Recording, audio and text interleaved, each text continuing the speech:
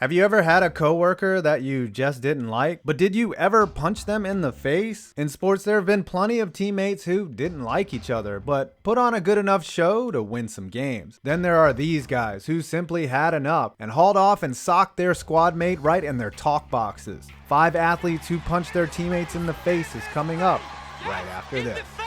Don't ever be left high and dry when it comes to getting great tickets on the resale market when you use the SeatGeek app. SeatGeek aggregates ticket prices from all over the web and gives the deals you are looking for a 1 to 100 score, and on top of that, lets you see your view from the seats before you even buy. Download the SeatGeek app from the link below and use my code FPV and you will get $20 off your first order. Put that money back in your pocket and make it rain. SeatGeek! Let's get a couple things clear about this video. It's important to know I was looking for specific incidents where faces were actually punched, not just punching and shoving and general peacocking. Also, there will be no actual clips of people getting punched in the face. Sorry, we gotta stay monetized. Number 5, IK Pauly and Geno Smith. Many people know that Geno Smith got punched in the jaw and somehow it wasn't over his bad throws. But do you know what it was over and what a freaking train wreck IK Pauly is? In 2015, Geno Smith held a football camp in Texas and Pauly, a defensive end, bought a plane ticket to attend. Smith canceled the camp after a friend was killed in a motorcycle accident. In training camp, IK demanded Smith reimburse him for the $600 ticket. That exchange didn't go well as Pauly eventually threw a right cross to Geno Smith's jaw, breaking it, and the punch paved the way for Fitzmagic to be the starter while Geno never got a regular starting gig again. I said regular. Then things got even weirder as Pauly was cut and immediately picked up by former Jets coach Rex Ryan out of spite. Then it was discovered that 4 years earlier, while in college, IK was catfished by a man who pretended to be a woman and offered Pauly a beach while hiding under a blanket. After that was discovered, IK allegedly roughed the man up, but Keatron Anderson, posing as Missy Lee, attempted to extort hush money from Pauly. Geez, at least Manti's fake chick died. Pauly last played in 2017 and Geno Smith is currently a Charger. Number 4, Portis and Mirotic. This one is interesting to me because not much of a big deal was made about it, even though the severity of this attack was pretty brutal. In 2017, Portis, a forward, and Mirotic, also a forward, were teammates for the Bulls. The two were competing for a starting job and Mirotic had won the battle. However, in a preseason practice, things got heated between the two and Portis hauled off and allegedly sucker punched the former Spanish League MVP, fracturing his face and putting him out of action for a month. I guess that's one way to get your job back. Portis was suspended 8 games and averaged about 13 points per game that year. Mirotic returned and in 25 games was productive, averaging 16.8 points, but was traded mid-year to the Pelicans while Portis has stayed with the Bulls, which is punishment enough. Number 3, Ryan and Gilbride. Okay, it says between teammates, but this one is too damn juicy to leave off. In 1993, while both on the coaching staff of the Houston Oilers, the late Ryan and Gilbride had beef. On the last day of the season, with the Oilers leading the Jets 14-0 with halftime approaching, Gilbride, the team's offensive coordinator, decided they needed more points. Except QB Cody Carlson fumbled on his own 18 with 24 seconds left. And that set off Ryan, the team's defensive coordinator, who hauled off and punched Gilbride with a fist that was about as impactful as Mark Sanchez running the ball.